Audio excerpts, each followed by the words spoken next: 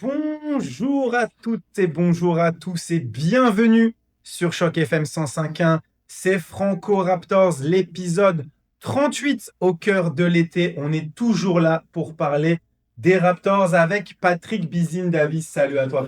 Salut Mike, salut à tout le monde. Content de retrouver les fans des Raptors, les fans de Franco Raptors sur Choc FM. Alors pour l'instant, on ne sait pas trop si c'est le dernier épisode de l'été ou pas, mais il y a des chances, on va dire. Donc peut-être le dernier sommaire de cette saison 1 de Franco Raptors. Aujourd'hui, on va revenir sur le dernier match de la Ligue d'été, le match contre les Kings, malheureusement perdu en demi-finale. Ensuite, on va aborder le joueur de la semaine. Ce sera Jonathan Mobo. On va réfléchir, on va prolonger un petit peu la discussion de l'épisode précédent et on va réfléchir si Mobo peut jouer dans le 5 des Raptors en seconde unit avec Colin Murray-Boyle. Quel 5 on pourrait mettre autour de lui pour que ça fonctionne? On va réfléchir là-dessus. Ensuite, on va se poser une question qui est revenue suite à des déclarations de l'agent de Brandon Ingram qui a indiqué qu'il ne pensait pas que si Ingram allait sur le marché des agents libres, qu'il aurait réussi à toucher 40 millions par saison. Donc on va se demander, est-ce que cet effectif des Raptors est trop payé? Ce sera la question du jour. Et on va terminer ensuite par le festival Giants of Africa. Patrick est passé chez nos amis de Radio-Canada pour en parler. Donc on en profite, on va en parler également ici. Et tout de suite, on va débuter avec l'actualité des Raptors. L'actualité des Raptors, c'est parti. Et dans l'actualité des Raptors, on a cette fin de Ligue d'été. On espérait que ça finisse mieux, hein. L'équipe a eu le titre. Et finalement, ils sont tombés sur un os. Les Sacramento Kings qui se sont imposés 98-88. Les Kings qui ont dominé le début de match, mais comme un peu toujours avec ces Raptors dans cette Summer League qui ont mal débuté leur match. Ils ont été menés jusqu'à 22 points et ensuite ils ont essayé de revenir. Ils sont revenus, mais pas totalement. Ils sont tombés sur un énorme Isaac Jones. 36 points, meilleur marqueur du match, inarrêtable. Personne n'a trouvé la solution dans cette magnifique défense des Raptors pour le stopper. Physiquement au-dessus de tout le monde. Patrick, revenons sur cette demi-finale. Qu'est-ce que tu retiens de cette demi-finale? Et puis après, on ira de manière plus large sur qu'est-ce que tu retiens de la Ligue d'été. Mais d'abord, cette demi-finale. Oui, ça m'a surpris. Il est vrai que je n'avais pas suivi beaucoup les Sacramento Kings, donc je ne savais pas à quoi on allait s'attendre. Mais pour moi, les Raptors, ça a justifié ce qu'on avait dit la semaine d'avant, qu'ils sont bons en défense, mais il n'y a pas vraiment de créateur en attaque. Et donc, le seul créateur qu'il y avait, c'était AJ Lawson, et c'était le joueur absent. Donc, son absence a été bien remarquée. Il y avait que la victoire avant la demi-finale.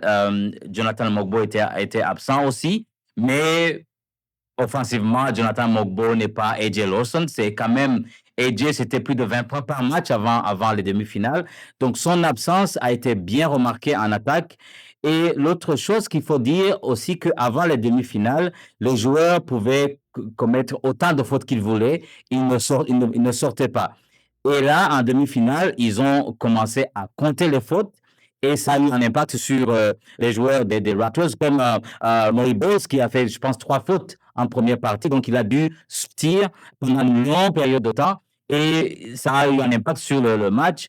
Les Raptors ont été menés jusqu'à 22 points, mais ils ont réussi à revenir, je pense, à un point de Sacramento. Mais après, Sacramento a été très fort avec Jones qui a mis 36 points.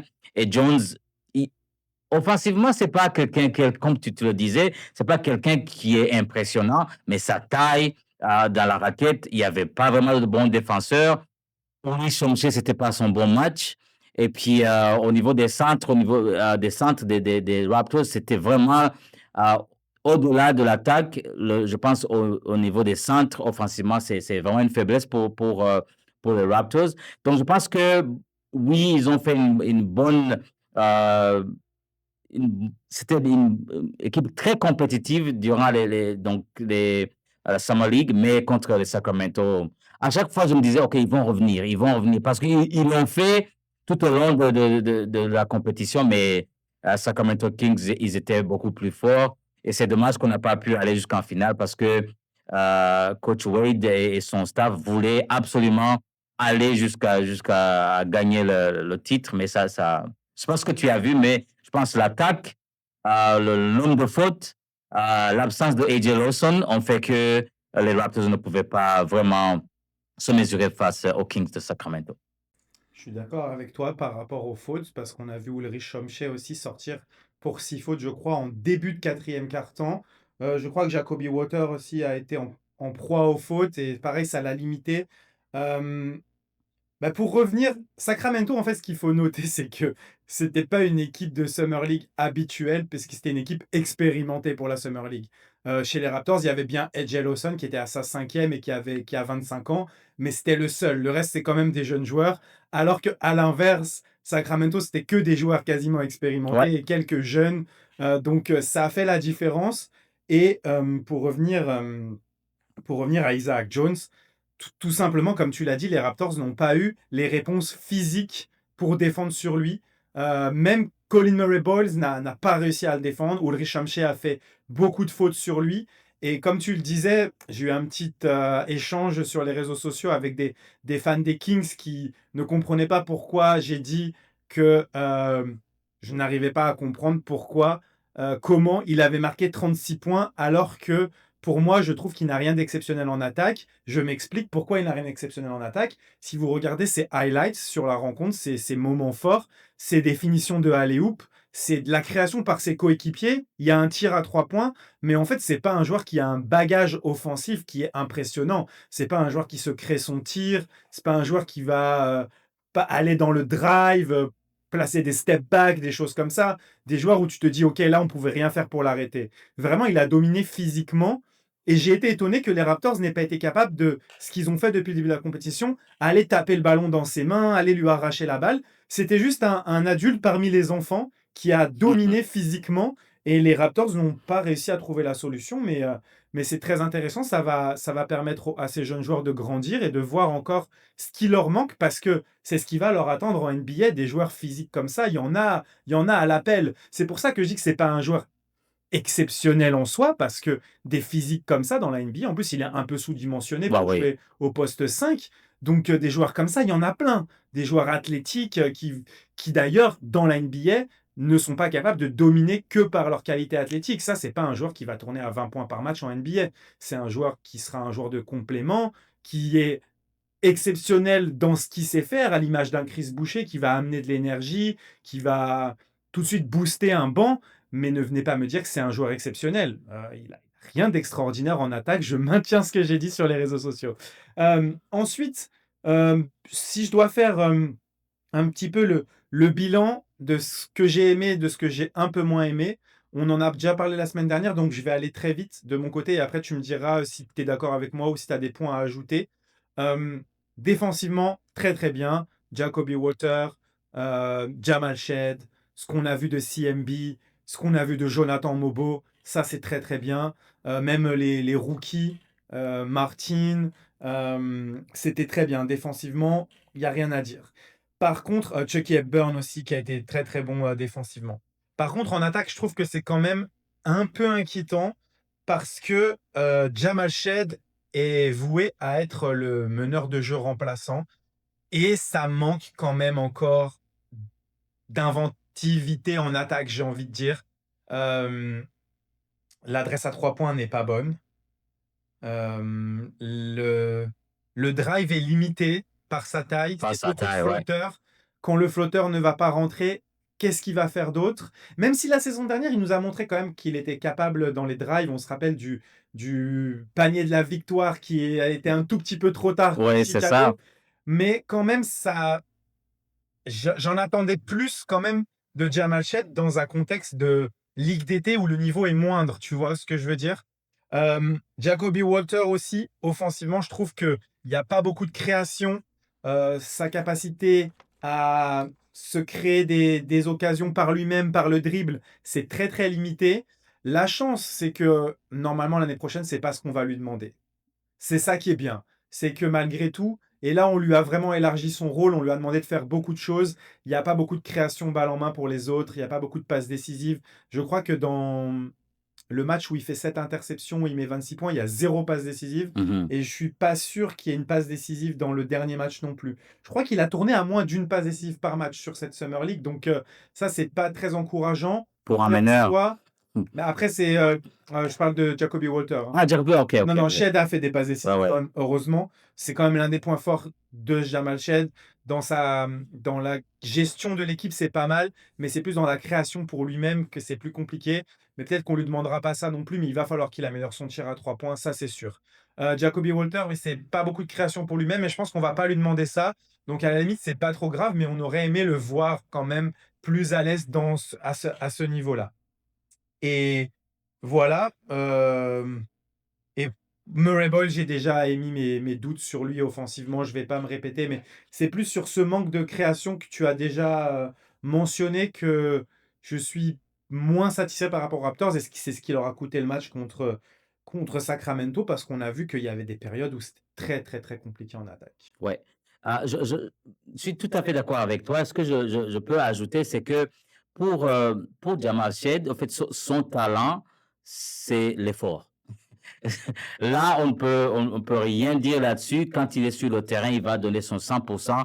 Dès les premiers instants, l'année passée, pendant le training camp, les fans ils ont été beaucoup plus intéressés par Jamached à cause de son effort. Et on a vu tout au long de la saison, c'était l'un des joueurs les plus, donc il a joué le plus grand match, le plus grand nombre de matchs la saison dernière. Et ça s'est aussi montré dans le Summer League. Son effort, tu ne peux rien dire. C'est comme quand on regardait les matchs, il y avait des commentaires sur les réseaux sociaux et tout le monde disait que il y a un semblant de Kyle Lowry parce que son cœur, il est vraiment dans le match. Je pense que ça peut faire une différence. Mais pour la création offensive, il est très limité d'abord par sa taille, euh, comme tu l'as dit aussi par son pourcentage au tir, qui n'est pas. Mais dans la saison NBA, quand la saison NBA va commencer, ce ne sera pas son rôle de créer offensivement, ce sera faire peut-être des drives et puis de pouvoir donner une passe à 3 points. Jacoby Walter, c'était bien en demi-finale, mais lui aussi, il est sorti à cause des fautes.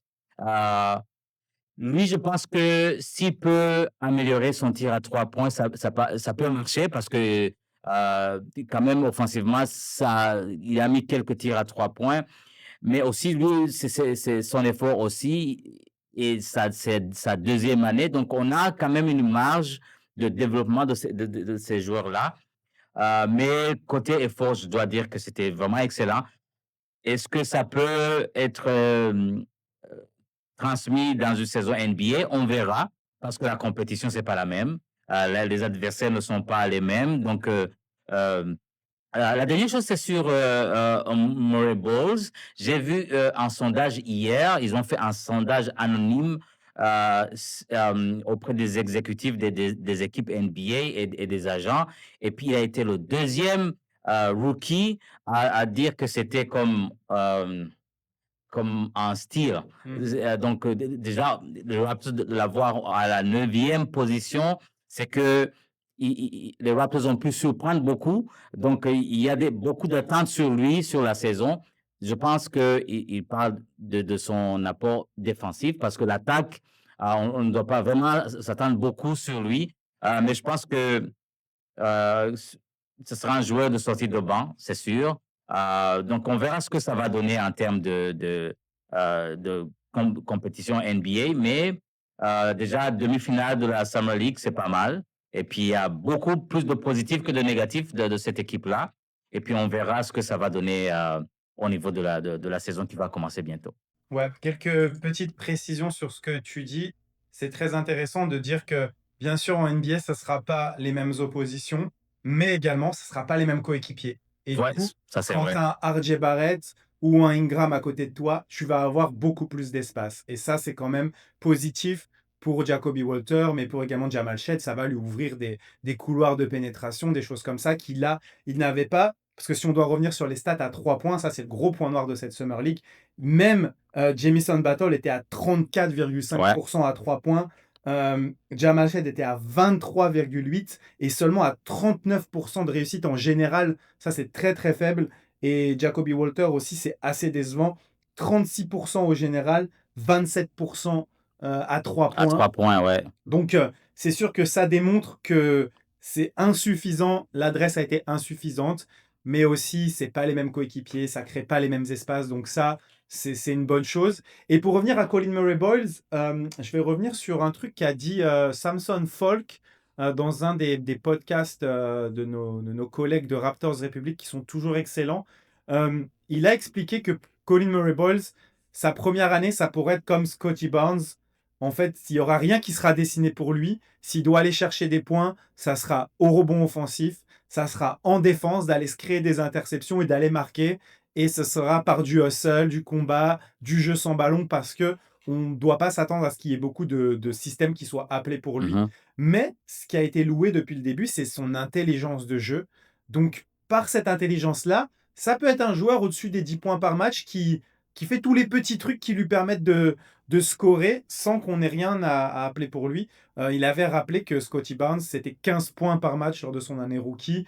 On va pas être aussi exigeant envers Colin Murray-Boyles, mais en tout cas, c'est une indication de comment il pourrait aborder cette saison d'un point de vue offensif.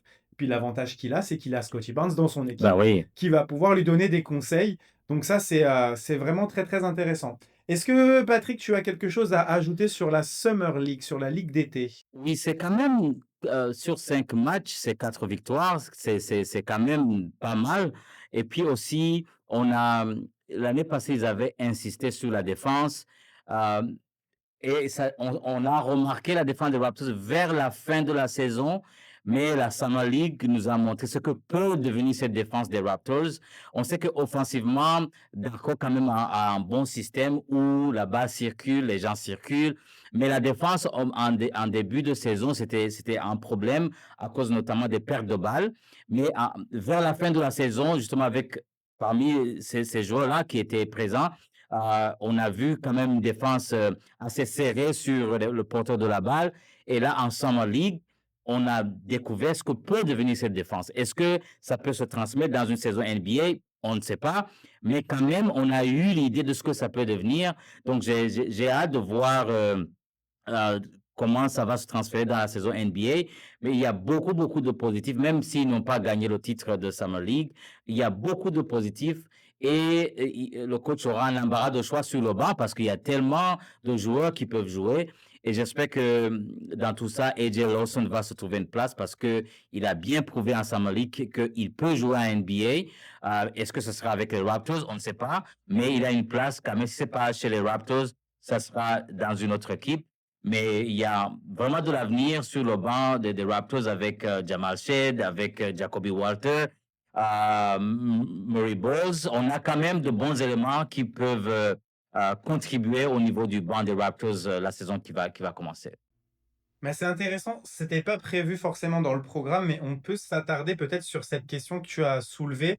Est-ce que cette intensité défensive peut se transmettre en NBA par rapport aux joueurs qui étaient à la Summer League? J'ai envie de dire oui, mais la plupart de ces joueurs-là seront des joueurs de banc. Est-ce que ça peut se transmettre dans un 5 de départ qui, si on l'imagine, est Quickly, Barrett, pour l'instant, hein, Ingram, Scotty Barnes, Jakob Poeltl? Est-ce qu'avec ce 5-là, notamment sur les lignes arrières avec Quickly et Barrett qui sont pas des défenseurs élites, est-ce que pour toi, ça peut être le style de jeu en fait sur tout un match et avec ce 5 de départ-là? Et la question sous-jacente, c'est est-ce que les Raptors doivent avoir ce 5 de départ-là? Tu connais déjà ma réponse, mais toi, qu'est-ce que tu en penses? Parce que avant l'émission, on en a parlé, tu m'as dit RJ Barrett est dans le 5 de départ. Donc dis-moi un petit Mhm. peu, qu'est-ce que tu penses de cette question-là? Moi, je pense que ça va être intenable de jouer tout le match avec cette défense-là. Et surtout avec le personnel qu'on a dans les 5 de départ. Je ne vois pas Jakob Poeltl jouer comme ça. oui, c'est vrai, il peut être un bon défenseur dans la raquette, mais c'était intense parce que quand la pression se faisait sur le porteur de balle, il y avait Maury Bowles, il y avait Jonathan Mogbo derrière qui pouvaient jouer d'une façon intense. Deux fois au Shemché, de la même façon, mais cette intensité, je ne pense pas que ça soit quelque chose qu'ils peuvent soutenir tout au long du match, mais 3, 4, 5 minutes durant le match, je pense qu'ils peuvent le faire. S'ils veulent, par exemple, s'ils sont en arrière, qu'ils veulent faire un changement de rythme et puis d'attaquer, et ça va être aussi selon l'adversaire qu'ils vont avoir de l'autre côté. Le faire tout le match, je ne pense pas. Ils n'ont pas le personnel pour, dans le 5 de départ. Mais est-ce que RJ Barrett pourrait être un bon joueur sur le banc? Je ne sais pas. Je le vois peut-être au lieu que ce soit Scotty Barnes avec les joueurs du banc, ça peut être RJ Barrett avec 4 joueurs de banc. Mais tu commences le match avec RJ, il joue 5-6 Il minutes, sort rapidement. il sort rapidement et puis il va revenir avec la deuxième unité. Ça, c'est possible. Mais l'intensité défensive de Summer League, ce serait vraiment difficile de le faire, surtout qu'en Summer League, il y avait des cartons de 10 minutes. Exactement. Donc, il y a le match NBA, c'est beaucoup plus long, c'est 12 minutes par carton. Donc, ça va être jouer ça tout le match, 82 matchs, je pense que c'est impossible. Et en fait, c'est parfait ce dont tu as abordé pour passer à la question du jour. Parce que ce qui a été très intéressant, malgré tout, défensivement, c'est l'association Colin Murray-Boyle, Jonathan Mobo. Comme tu l'as dit, tu as une ligne arrière qui peut tout switcher, qui peut changer sur tout, qui peut défendre le point of attack, qui peut protéger plus ou moins la raquette sans que ce soit des grands qui protègent le cercle, mais vraiment, ça t'offre une possibilité de mettre la pression en permanence. Et je pense que, comme tu l'as dit, ça peut être les passages de la second unit avec ces joueurs-là qui vont mettre la pression pour un peu compenser également un manque de talent offensif, mais qui seront combinés bien sûr avec des titulaires. Mhm. Comme tu l'as dit, ça pourrait être RJ Barrett, et ça c'est une très très bonne idée, par exemple d'avoir RJ Barrett avec un 5 composé de Colin Murray-Boyles, Jonathan Mobo, et peut-être 2 shooters autour d'eux. Donc moi, mon idée pour la question du jour, c'était quels sont les 5 que tu verrais possibles pour associer Mobo et Colin Murray-Boyles. On en a parlé la semaine dernière. Ça semble compliqué que les deux jouent, mais si les deux doivent jouer, quels 5 tu verrais qui tiendraient la route selon toi? Je pense que ce serait un 5 qui serait un peu similaire à ce qu'on a vu à la Summer League. Donc, Mogbo, il peut jouer ensemble avec Maury Bowles, Jamal Shed. Ça peut marcher défensivement, mais il faut qu'il y ait un shooter. Il faut qu'il y ait un créateur. Donc, je verrais peut-être un combo défenseur-créateur offensif Ochai Agbaji qui peut être adroit au tir à 3 points, ou bien RJ qui peut créer et puis faire des pénétrations. Euh, est-ce que, est-ce que quelqu'un comme Grady Dick, ouais, ça pourrait être possible aussi parce que lui, quand même, il va créer l'espace pour que ces gens puissent opérer. Donc, Jamal Shed, Mogbo, Murray Bowles, avec quelqu'un comme Ochai Agbaji et peut-être aussi RJ ou Grady Dick. C'est le 5 que je vois parce qu'à eux seuls, ils ne peuvent pas créer offensivement. Il faut soit avoir un shooter ou bien quelqu'un qui va créer en attaque avec le ballon pour que lorsque ça ne marche pas avec ces gens-là, il y aura quand même des paniers qui vont être marqués. C'est comme ça que je le vois. Je ne sais pas, à ton avis, comment tu vois ce 5-là. Je suis plutôt d'accord avec toi, à part la position de meneur. Je pense qu'avec ces deux-là, tu dois obligatoirement avoir 3 shooters. Donc, je ne mettrai pas Jamal Chet. Moi, mon 5 idéal avec ces deux-là, c'est avec Quickly, avec Agbaji. Comme Mhm. ça, tu as un gros défenseur extérieur en plus à côté de Quickly. Plus, tu as ces deux-là qui sont en sentinelle. Et ensuite, tu mets qui tu veux à côté d'eux qui peut shooter. Donc, tu peux mettre Grady, comme tu l'as dit. Tu peux mettre RJ. Et pourquoi pas, même si tu as envie de donner les clés de l'attaque à, à Ingram avec Oui. ce duo-là à côté de lui. Là, tu as Ingram et, Quickly qui n'ont pas besoin de faire des gros efforts en défense, qui doivent juste être neutres en défense. Et à côté d'eux, ils auraient Agbaji. Ça serait quand même dingue. Agbaji, Mobo, Colin Murray Boyles. Ah oui. Après, bien sûr, il va falloir beaucoup de mouvements en attaque parce que quand même, tu as deux non-shooters. Mais je pense que c'est quelque chose qui pourrait être intéressant. Et j'ai une autre option si tu veux jouer un petit peu plus grand. Ça dépend de tes adversaires. Mais tu peux mettre Mobo et CMB avec Mamou. Et Ah ensuite, oui.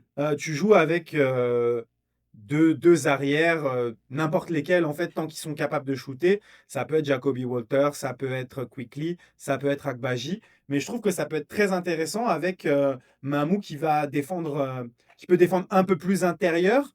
Même si c'est pas un protecteur de cercle, il aura quand même deux sentinelles autour de lui qui peuvent switcher sur tout. Et surtout, si tu ajoutes un Jacoby ou un Agbaji, ça te fait quand même toujours trois gros défenseurs avec quand même des joueurs qui sont capables de créer offensivement. Ouais. Ce qui ne marcherait pas du tout pour moi, par contre, ça serait Mobo, CMB et Scotty. Ah Dans non. ces cas-là, quand tu as les deux sur le terrain, tu peux pas avoir Scotty. Mais comme j'ai dit la dernière fois, pour moi, CMB, c'est la doublure de Scotty. Donc en fait, quand tu sors Scotty, tu mets CMB. Il a toutes les minutes quand il n'y a pas Scotty.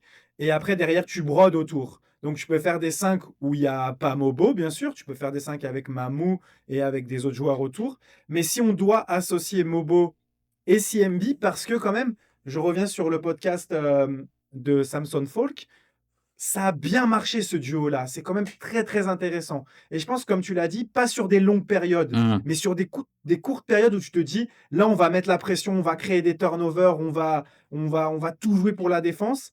Si tu mets ce 5-là, ça peut être vraiment très très intéressant. Et surtout, l'idée, c'est quand tu as ce genre de défenseur, l'idée, c'est de jouer à un jeu rapide et de marquer en transition. Contre-attaque. Donc, en contre-attaque et transition. Donc, il n'y aura pas vraiment de set offensif durant longtemps parce que lorsque tu mets des défenseurs, soit ils vont prendre le rebond, ils vont courir, ou bien des interceptions, ou bien s'il y a un défenseur comme Jamal Shed ou il y a, Jacoby Walter, qui peuvent défendre contre le meneur pour avoir les 8 secondes de l'autre côté. Mhm. Donc là, au moins, pendant 2, 3, 4, 5 minutes, tu as une attaque rapide. Tu n'as pas besoin de ces shooters-là parce que l'attaque n'est pas posée.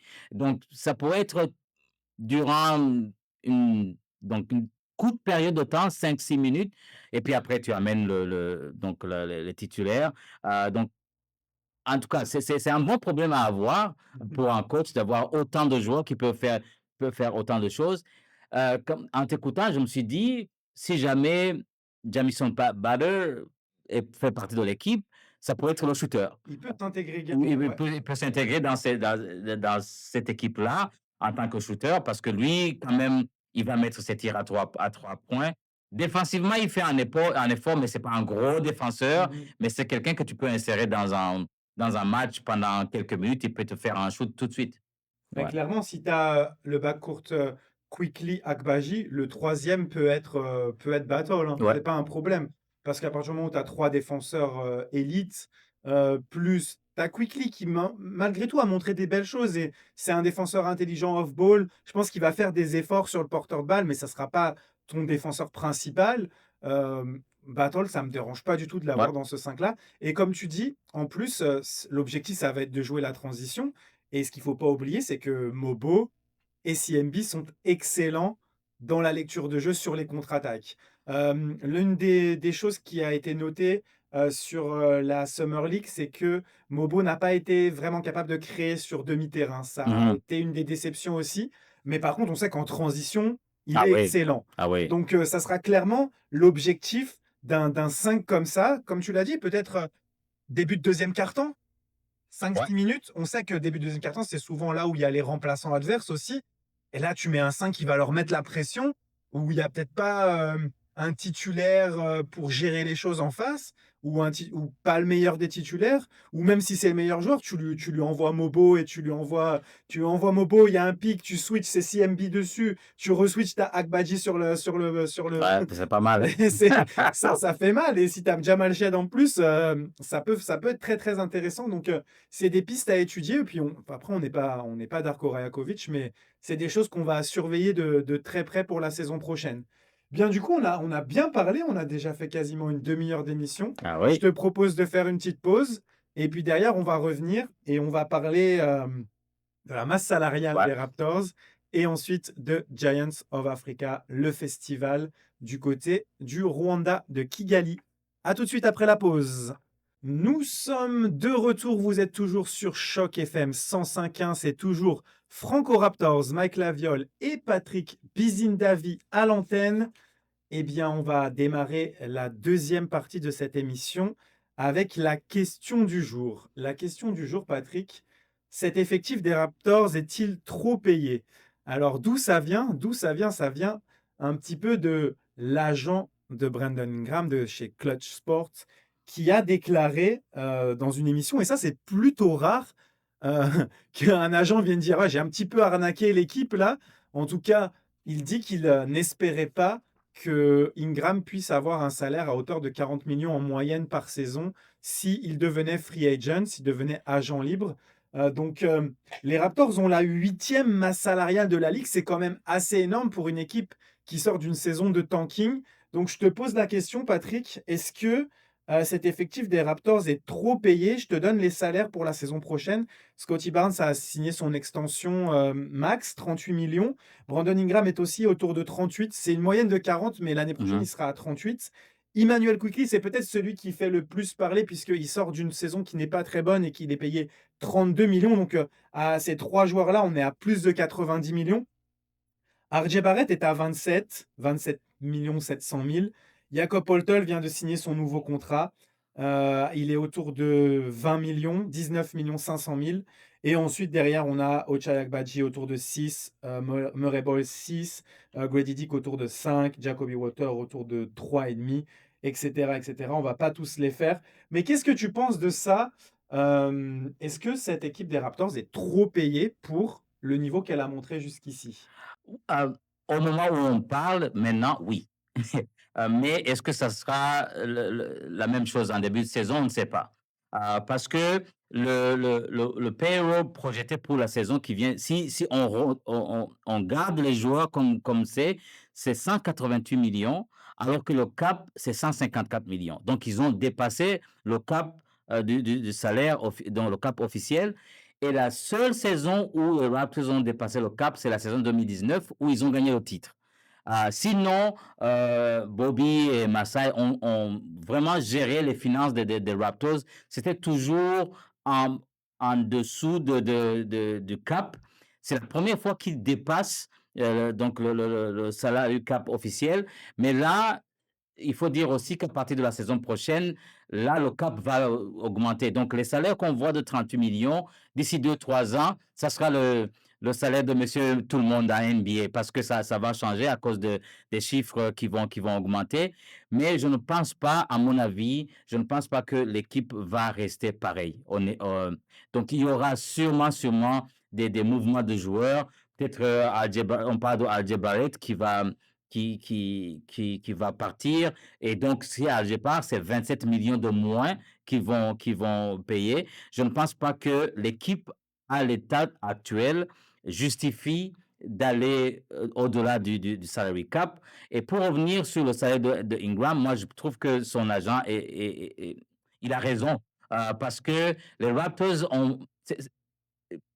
historiquement, on dit qu'il y a beaucoup de joueurs qui ne veulent pas venir au Canada jouer chez les Raptors. Donc, l'idée, c'est de les avoir en trade et puis de signer un contrat à long terme. Ils ont voulu le faire avec Kawhi, ça n'a pas marché, mais je pense qu'avec Ingram, le timing était bon de l'avoir en trade dans une saison où ils ne voulaient pas gagner.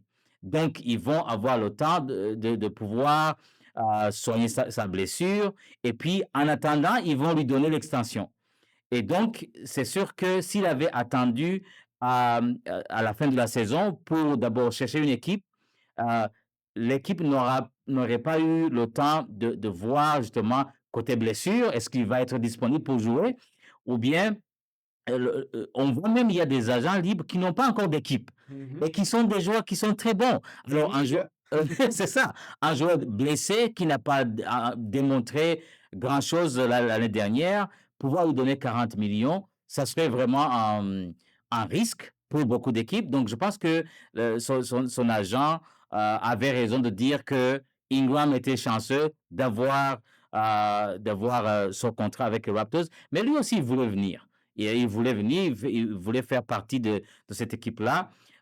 Mais je pense qu'il y aura des mouvements pour des raisons financières, c'est sûr. Mais est-ce que l'équipe est beaucoup plus payée que ce qu'ils font sur le terrain? À mon avis, oui. Bah moi, pour moi, oui aussi, mais en fait, ces salaires-là, c'est une projection, tout simplement. Mhm. C'est, en fait, au jour d'aujourd'hui, comme tu dis, ils sont trop payés, mais en fait, c'est un pari sur le fait qu'ils vont être bien meilleurs la saison prochaine. Bien sûr, si on ne croit pas en Brandon Ingram, on va considérer qu'il est trop payé. Mais s'ils lui ont donné ce salaire-là, après l'avoir eu pendant 3 4 mois en ayant assuré sa réhabilitation et ayant vu de quoi il était capable, ça veut dire qu'ils estiment qu'il aura le niveau pour avoir ce salaire-là. Et pour moi, si... Après, ça reste des si, mais bien sûr, c'est toujours des si en fait, Ouais. parce que tu vas pas le payer à la fin de la saison. Ça serait facile de attendre que le joueur ait fait sa saison et à la fin de l'année on lui dit OK, t'as fait ça comme performance, du coup je te donne pas 40 millions, je te donne 35. Mais c'est là où parfois il y a des bonus aussi où le Mhm. joueur ne touche pas certains trucs s'il fait pas le nombre de matchs, le nombre de stats et tout. Mais en soi, si Brandon Ingram redevient All-Star, qu'il est le scoreur dont les Raptors avaient besoin et qu'il emmène l'équipe en playoff, le contrat de 40 millions, ça sera rapidement un contrat qu'on va juger bon. Parce que si tu regardes les All-Stars aujourd'hui, il n'y a pas beaucoup de joueurs qui sont en dessous de 40 Bah millions. oui, Les c'est beaucoup All-Stars, plus. Ouais. je vois Jalen Brown, je citais l'exemple sur Internet et on m'est tombé dessus aussi parce qu'on m'a dit, oh, Jalen Brown, c'est un MVP des finales, etc., 3 fois All-Star. Mais les stats de Jalen Brown, je suis désolé, mais quand il a été MVP des finales, c'est à peu près similaire à celle de Pascal Siakam en 2019. C'est juste que dans son équipe, il n'a pas un joueur qui était au-dessus du lot parce que Boston, c'était un collectif. Mais Jalen Brown, pour moi, son contrat max, il est abusé. Ah oui, il est à plus de 300 Il est à millions. Ouais. 50 et quelques millions la saison. Donc, est-ce qu'il y a un si grand écart entre un Ingram s'il devient All-Star et un Jalen Brown? Ça sera à voir. Mais en tout cas, ça peut très rapidement devenir un contrat friendly, comme on dit. L'autre, par contre, celui sur qui on peut avoir un vrai débat, où ils ont peut-être donné l'argent trop vite, c'est Emmanuel Quickly. Quickly, ouais. Parce qu'il est déjà au-dessus de 30 millions, alors que avec sa blessure, il n'a pas prouvé que c'était un meneur titulaire en NBA. Mais là encore, ça fait 1 an et demi qu'ils l'ont avec eux. Je, je donne le crédit et à, au management qui l'a vu pendant un an et demi et qui sait de quoi il est capable. Donc, bien sûr, ça peut rapidement devenir un contrat embêtant. Mais malgré tout, je trouve que les Raptors, dans l'optique de pouvoir s'améliorer à l'avenir, ils ont quand même beaucoup de contrats qui sont transférables. Mhm. Et de pouvoir empiler 2 joueurs avec un contrat quand même assez important pour pouvoir récupérer une star, ça, c'est une chose qui est faisable aussi. Donc, pour moi, c'est pas un problème. Et RJ Barrett, en vrai de vrai, vu ce qu'il a fait l'année dernière, son contrat de 27 millions cette année, c'est pas cher. Ah oui, oui, oui. C'est un bon deal. C'est un bon deal Ouais. pour un joueur à plus de Ouais, 20 ouais. points par match, à plus de 5 passes par match et à plus de 5 rebonds. C'est juste que malheureusement, il semble être la 4e option dans cette équipe-là et que le salary cap est dépassé largement, comme tu le disais. Ouais. Donc, ça semble vraiment compliqué de le garder. Mais après, comme on l'avait dit la semaine dernière, si tu l'échanges, tu vas devoir récupérer du salaire en retour. Ouais. Mais ils vont essayer, je pense, de récupérer des contrats finissants, des choses comme ça. Ou des draft picks. Ou des pics. Ouais.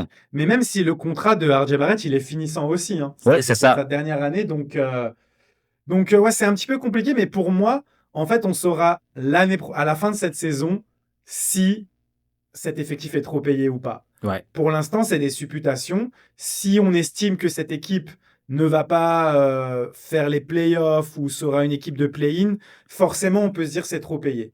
Si, comme toi et moi, qui sommes des optimistes, on estime que cette équipe peut aller en playoff et faire de belles choses, alors, je dis pas on va aller gagner le titre, hein, Ouais. mais je pense qu'on peut aller au premier tour, on peut embêter une équipe au premier tour, reprendre notre marge de progression en avant. Je pense que et je suis pas sûr, par contre, je crois qu'on est au-dessus du salary cap, mais il y a une autre limite pour la taxe. Je suis pas sûr qu'on soit Ah sur oui, une oui, c'est taxe. la première. Oui, oui, il y a plusieurs niveaux. On est juste entre le premier et le deuxième. Ok. Le deuxième, là, c'est là où c'est beaucoup plus de taxes, mais on est juste juste le premier. Le Ok. premier, ouais, c'est ça. Donc là, oui, forcément, il y a des joueurs qui vont. On parle de RJ Barrett, mais pourrait y avoir Ochai Agbaji aussi, Ouais. qui il y a une certaine somme qui pourrait juste faire passer en dessous avec un trade. Ça va être à suivre. Mais aussi, il faut dire aussi que, comme tu l'as dit, la progression des Raptors, on s'attend à ce que cette année, donc la saison qui va commencer, ça soit une saison compétitive. Mhm. Donc, il n'y a plus de développement, c'est-à-dire de tanking. Donc, si avec cette équipe-là, ils peuvent arriver aux playoffs, comme ils le disent, et puis faire du bruit en playoffs, ça vaut la peine de payer ces gens-là. Bien sûr. Parce que rien ne peut remplacer l'expérience des playoffs. Donc, si ils peuvent payer les taxes une seule saison pour que ça arrive aux playoffs, que ce soit une équipe bien compétitive, la saison suivante, il y aura plus, comme tu l'as dit, il y aura plus de RJ. Donc là, ils peuvent revenir à la normale, si on peut dire comme ça. Mais on s'attend à ce que ce soit une équipe qui va aller aux playoffs. Et puis, même la saison dernière, s'ils avaient voulu être dans les play-in, ils Mhm. auraient pu. Ils Bien auraient sûr. pu. Donc, la conférence Est, c'est une conférence qui est très ouverte où n'importe quelle équipe peut aller jusqu'en sixième ou bien en play-in. Je pense qu'ils ont leur place. Et si ça vaut la peine de payer cette somme-là, pourquoi pas le faire pendant une année. Et puis, mais ça m'étonnerait parce que traditionnellement, Bobby, il est très conservateur en termes de salaire. Ça m'étonnerait qu'ils aillent jusqu'au bout avec cette somme-là jusqu'à la fin de la saison. Vraiment, ça m'étonnerait. Et autre argument qui va dans ton sens, c'est que Rodgers est en train de faire des Des coupes? économies Ouais, énormes. ouais. Donc, ça m'étonnerait qu'il soit bien, bien, bien, bien joyeux de payer une taxe pour une équipe qui vise la sixième place. Donc, je pense qu'il va y avoir des trades. De toute façon, on s'y attend. On ne sera pas étonné. Donc, voilà, affaire à suivre. On va conclure l'émission en parlant du festival Giants of Africa 2025 qui va se dérouler à Kigali du 26 juillet au 2 août 2025 dans la capitale du Rwanda. Ça va se dérouler autour de plusieurs sites. Donc, il y a la BK Arena, très très belle salle, hein. J'ai vu Ah ouais. des images très très beaux.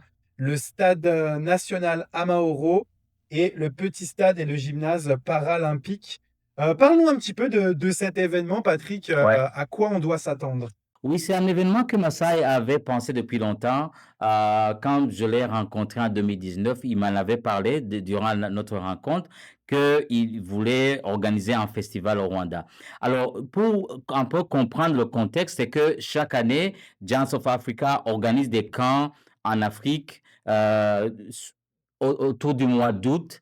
Et chaque année, donc, Masai se déplaçait dans plusieurs pays africains. Des fois, il faisait 3, 4, 5 pays en 5 semaines. Donc après, il s'est dit, au lieu de visiter chaque pays uniquement, pourquoi pas les faire venir donc, dans un même pays et amener tous ces pays-là pour qu'ils puissent se rencontrer. Donc, là, il y aura, je pense, une vingtaine de pays représentés et tous ces jeunes-là vont venir pour un festival donc, à partir de ce samedi, donc à Kigali. Et l'idée est venue, il devait commencer en 2020, mais ils ont dû reporter à cause de la COVID. Donc là, c'est la deuxième édition. Donc c'est tous les pays africains dans lesquels Giants of Africa intervient qui vont tous venir sur le même terrain. Alors, au-delà du basket, c'est vraiment beaucoup de festivités. Il y aura du basket, il y aura des concerts, il y aura des activités communautaires. Et quand je lis tous ces noms, je me retrouve parce que je connais bien Kigali. Mhm. Tout le terrain qui sont là, c'est des terrains, sauf le BK Arena qui a été construit il y a juste quelques années. Mais je connais tous ces stades-là où j'ai pu aller jouer. et avoir mon équipe comme coach. Donc, tous ces pays vont venir et, et Giants of Africa a visé même plus haut parce il va y avoir des joueurs de la NBA qui vont venir, il y a des joueurs de la WNBA qui vont venir, il y aura des artistes de renommée internationale donc d'origine africaine qui sont là. Ce sera tout un festival pendant tout ce temps-là. Et c'est extraordinaire ce que fait Maasai parce que ça va au-delà du basket. C'est comme des mini-Jeux olympiques africains où il y aura des concerts, il y aura des expositions, il y aura des travaux communautaires et il y aura aussi l'inauguration de ce qu'il a pu construire ça s'appelle courts, des courts qu'il a construit autour des stades. Donc ça va être vraiment une festivité énorme qui sont là pour justifier le travail que vient de faire Massa et Giants of Africa les 20 dernières années. Ouais, le Zaria Court, Zaria Court, ouais. nouveau complexe mix sport, culture et hébergement qui va être lancé, comme tu l'as dit, durant le festival. Donc il y a des terrains de basket, un hôtel, boutique, un gymnase et des espaces publics et des studios créatifs. Ça, c'est vraiment sensationnel. Et pour terminer, la question qu'on peut se poser, c'est avec le départ de Maasai du Canada, qu'en est-il de Giants of Africa à Toronto? On sait qu'il y avait des bureaux ici. On a notre amie Mélanie Dana qui travaille pour Masai Ujiri à Toronto. Est-ce que tu en sais plus sur l'avenir de Giants of Africa au Canada? Bon, l'avenir, c'est sûr qu'avec le départ de Massa Ujiri, l'avenir, on va dire que ça va être difficile. euh, Parce que dans le contrat de Masai, il y avait une somme d'argent qui allait directement à Giants of Africa. Il le fait depuis qu'il est à Denver. Lorsqu'il négocie ses contrats, il y a de l'argent qui va directement à Giants of Africa. Avec la résiliation de son contrat, donc ça veut dire qu'il y aura plus d'argent de la part des Raptors et de MLSE qui va aller dans Giants of Africa. Donc, il y aura moins d'initiatives, à mon avis, il y aura moins d'initiatives au Canada à cause des moyens. Mais il y a aussi ils ont pu faire des partenariats. Par exemple, le terrain qui a été construit dans la région de Jane Fitch à Toronto, c'était en partenariat avec George Brown. Donc, il y a eu et la ville de Toronto. Donc, il y a eu des partenariats qui se sont établis entre Giants of Africa et d'autres, que ce soit des entreprises, des institutions. Ça, je pense que ça peut continuer, mais je ne pense pas que Giants of Africa va beaucoup plus investir d'argent à Toronto puisque Masai n'est plus là. Mais aux dernières nouvelles, le bureau de Toronto est toujours ouvert.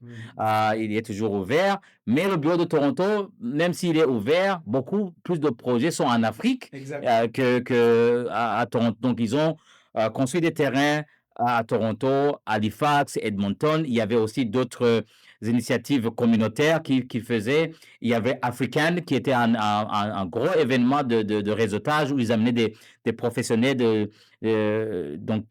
d'origine africaine de partout au Canada. L'année passée, ils ont amené Didier Drogba dans cette rencontre-là. Ces initiatives, je ne pense pas que ça va continuer vu que Masai n'est pas là. C'est à déterminer, mais il y aura un impact énorme à Toronto et au Canada du départ de Masai. Ça, c'est sûr et certain. Mais en Afrique, ça va continuer. Mais à Toronto et au Canada, là, ça reste à déterminer. C'est ça. Pour résumer, si je me trompe pas, tu me corriges. On peut imaginer qu'il y aura beaucoup moins d'événements à Toronto, mais l'équipe qui est en place à Toronto et qui œuvre énormément en Afrique sera toujours présente et va continuer à aller fabriquer des terrains, Ouais, c'est ça. etc. On ne va pas faire déménager Mélanie Dana dans la nouvelle ville Ou de Sarah Masai Masai. Ujiri Ouais, a priori. Donc, ouais. affaire à suivre. Et puis, ce qu'on a appris également, c'est que Masai pourrait quand même être à Toronto pendant l'été, ou du moins pendant la saison de WNBA, parce qu'il fait partie des investisseurs du Toronto Tempo. Tempo, ouais. Donc, comme on dit en rigolant, Masai a confirmé qu'on gagnerait encore à Toronto. Il avait peut-être pas dit que c'était pas les Raptors. C'est ça. Donc, c'est un travail énorme qu'il a fait au niveau du continent africain, mais aussi à Toronto et au Canada. Et ce serait vraiment dommage que tout ça, ça s'arrête parce que j'ai été à l'inauguration du terrain de Jalen Finch. Il y avait énormément de jeunes. C'est des terrains qui sont bien faits. Et puis, le fait qu'il y a des partenaires comme George Brown, comme Sobeys, comme la ville de Toronto, je pense que c'est des partenaires qui peuvent marcher à long terme. Mais là, avec l'absence de massage, je ne sais pas, on n'a pas les détails, mais ce serait vraiment dommage que toutes ces initiatives-là s'arrêtent parce qu'il y a un impact positif de Giants of Africa partout où il fonctionne. Ouais, c'est ça. Je pense que ce qu'on ne va plus revoir, c'est les maillots des 905 sponsorisés, designés par Giants of Africa. Donc, je suis content d'avoir acheté le dernier, Floke Ulrich Chomche. Ouais, Et bah, bien sûr, toutes les soirées Giants of Africa qui étaient liées aux Raptors pendant les matchs des Raptors, ça, on peut imaginer que ça ne sera plus là. Mais on verra, hein. Je pense que ça ne les empêche pas de faire des événements à côté. Ça sera juste plus lié aux Raptors. Probablement, ça sera lié au au tempo. tempo, Donc, oui. ça sera Ouais, très ouais. intéressant. Et puis, de toute façon, la construction des terrains continue. Tout le travail en Afrique continue. Et puis, de toute façon, comme on l'avait déjà dit, le siège social de Giants of Africa n'est pas à Et c'est Toronto. pas à C'est Toronto, à c'est Washington, à si je dis pas Washington, de ouais. bêtises. Donc, Ouais, ouais. en gros, ça change pas grand-chose dans la mission en Afrique de Giants of Africa. Il y aura peut-être une visibilité un peu réduite par rapport à Toronto. Mais ça, c'est Rogers qui en a décidé ainsi. Et voilà. Patrick, merci à toi d'avoir répondu présent comme d'habitude. Ouais, c'est vraiment un plaisir. Comme tu l'as dit au début de l'émission, on n'est pas sûr qu'on va continuer. On va peut-être clore la saison en attendant la prochaine saison des Raptors qui va commencer avec. D'ailleurs, il a été annoncé qu'ils vont faire Oui, ouais, le training camp. Donc, ils vont retourner c'était à Calgary, je pense. ça c'est pour la première fois, ils le font en Alberta. Ah, ouais, c'est Il y ça. aura un match, il y aura un match Contre à Denver. Vancouver. Ouais, contre Contre Denver. Denver. Non, est-ce que ça sera à Calgary contre Denver? Je sais plus, on aurait dû noter ça. Oui, ce sera au Canada. Oui, oui, ce sera durant le training camp. Ouais, Exactement, donc ça sera ouais. à Calgary contre Denver. Et ensuite, il y aura que 2 matchs à Scotiabank Arena. Ils vont aller jouer à Washington et à À Boston. Boston, ouais. Boston-Washington, ça c'est peut-être un truc qu'on va surveiller dans le calendrier parce que j'ai remarqué que la date, c'est le long week-end de Thanksgiving au Canada. Donc, restez à l'écoute, on sera peut-être du côté des États-Unis pour ces matchs-là. Bah, c'est là-dessus qu'on va conclure notre émission d'aujourd'hui. Merci à toutes, merci à tous. Et comme on dit toujours quand on se quitte, Let's go Raptors! let's go Raptors!